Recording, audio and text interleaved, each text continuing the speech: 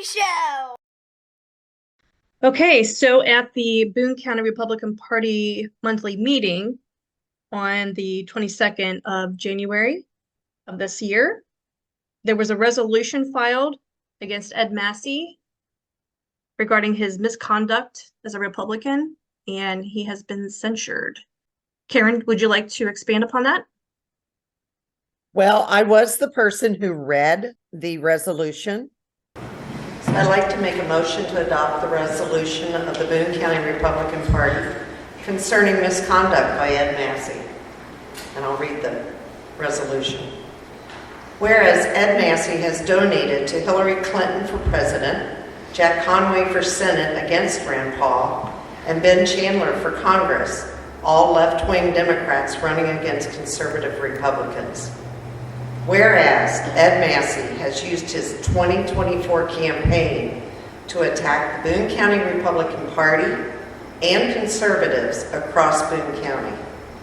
Whereas Ed Massey voted against school choice, voted to give $35 million to an abortion clinic, and voted against impeaching radical left-wing Governor Andy Beshear. Whereas Ed Massey introduced legislation to double the tax on gasoline, voted to establish a critical race theory commission, and has publicly opposed religious liberty against forced vaccinations. Now therefore be it resolved, the Boone County Republican Party censures Ed Massey for his long-standing support for left-wing politics, politicians, and policies, and further calls upon Ed Massey to either represent the Republican platform or leave the Republican Party. I had a few members contributed to this, but everything that is in this resolution has the proof with it. So if you go to the BCRP, as you see, we have it up here, we can show you the proof at the bottom of the resolution. This was voted, I would say 95% of the committeemen, which I should explain that Boone County Republican Party is no longer just a 9-person board. When we did the reorganization almost 3 years ago, we determined it should be 3 precinct officers from each precinct, which gives us 192 committeemen. It gives a broader range of constituents in the county to make the decisions for our county. So with 95% of the vote who were in attendance at this meeting of the committeemen, it passed with flying colors. And I actually believe that the 5% that didn't go with it, we're looking at the political correctness more so than their opinion of the candidate. We don't want in-party fighting, but we do need to remove people who don't align with the Republican platform. So are you saying they wanted to change the verbiage of the resolution? They did, but the party decided to stick with the original form. We actually had one person stand up and wanted to add more to it. And we kept it short and sweet. There is plenty of evidence out there of inappropriate decision-making in the eyes of the Republican platform. The first one is Ben Chandler, who ran against Andy Barr for Congress in 2010. Andy Barr is current U.S. Congressman. The next one is Jack Conway, who was a Democrat that ran against Rand Paul. That one was also in 2010. And then the third one was he contributed to Hillary Clinton for president.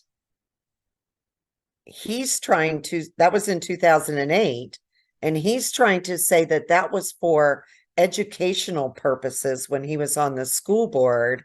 The next one is in regards to in 2021, there was a vote up to impeach the Democratic governor, Andy Beshear. That did pass, and Ed Massey was one who voted against impeaching Andy Beshear. Another part had to do with an abortion bailout that Mr. Massey not only voted for, he was a co-sponsor of the bill to bail out an abortion clinic for $35 million. That was fiscal year 2019 to 2020. This is one that is going to be hot on the item this year, the school choice bill. Mr. Massey was one who voted against school choice. On this one, it was the position that Ed Massey is taking and has voted against religious exemptions for vaccinations. Ed Massey votes for critical race theory in our schools. Critical race theory goes by several names. The most recent is DEIB, diversity, equity, inclusion, and belonging. And Ed Massey also voted to double our gas tax. The last thing is the letter that Ed Massey's current campaign sent to several members of our Republican Party. In the letter, in the first paragraph, he says that we were replaced by inexperienced Republican opposition who have failed to accomplish any objectives for Northern Kentucky. The local party worked against us. It may be better said that the Republican Party cannibalized its own.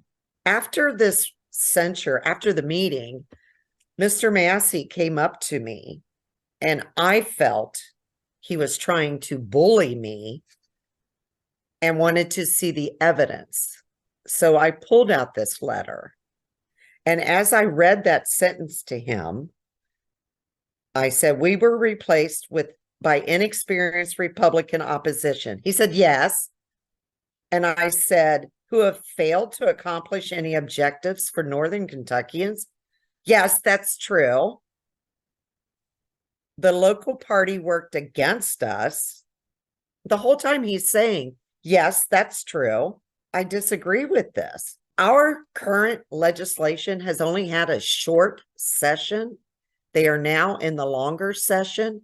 So to say that they have failed Northern Kentuckians, they've actually done a lot for Northern Kentuckians. And along with that, Mr. Massey, I am almost 65 years old. This meeting was the first time I met him face to face. I have seen our current legislators in town halls, at the Republican Party meetings, at the Tea Party meetings, at the senior citizen picnic, at the county fair. They are amongst the people. They are talking with their constituents. I never met Mr. Massey. As a matter of fact, I never met Mr. Santoro. To say that they're not doing anything for Northern Kentucky, they have more exposure to their constituents than any of these people ever did. One of the people in the crowd during the discussion on the censure said that Mr. Massey goes with his own opinion and doesn't work for the opinion of the people he is representing. Well, look in his letter. It actually says, in truth, it is a group of libertarians who cannot get elected unless they use the Republican moniker for both personal and political gain. I mean, let's be honest. He's a Democrat using the Republican moniker for his own political gain. There you go. Now, one of the things that really started me looking at Ed Massey was when he would spend his, I think it was 22 years on the school board. He says he's been a Republican since 1995, I believe. So now we have our current legislators who were voted by the people. I might add that Steve Rawlings beat him in the election 2-1. So obviously the people spoke. Under the area where he has bills that he was the primary sponsor, I would encourage everyone to actually go on the legislature bills and read them. Number one, he's listed as co-sponsors, and see what the bills actually say. and see if it personally agrees with you. The first one I didn't agree with because I think it takes too long to get the non-custodial who is in arrears. And in that amount of time, it could do damage to the custodial person's finances.